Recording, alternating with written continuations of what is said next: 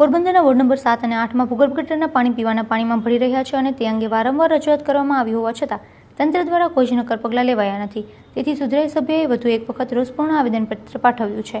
પોરબંદરના સુધરાઈ સભ્ય જીવનભાઈ જુંગીએ નગરપાલિકાના પ્રમુખ ડોક્ટર ચેતનાબેન તિવારીને લેખિત રજૂઆત કરી જણાવ્યું છે કે વોર્ડ નંબર 7 અને 8માં પીવાના પાણીમાં ભૂગર્ભ ગટરના પાણી ભળી જાય એ ઈસવીસન 2021થી ગંદા પાણીની સમસ્યા છે અને ઈસવીસન 2011થી ફરિયાદ આ બે વોર્ડમાં કરવામાં આવેલ છે.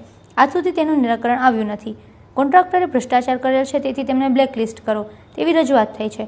ખારવાવાડ વિસ્તારના રહેવાસી હિન્દુત્વને માનનારાઓ એ લોકસભા, વિધાનસભા અને નગરપાલિકા ચૂંટણીમાં ભાજપને આંખો બંધ કરીને મતદાન કરેલ છે, પરંતુ ભાજપ શાસિત નગરપાલિકાને લોકોની ચિંતા નથી.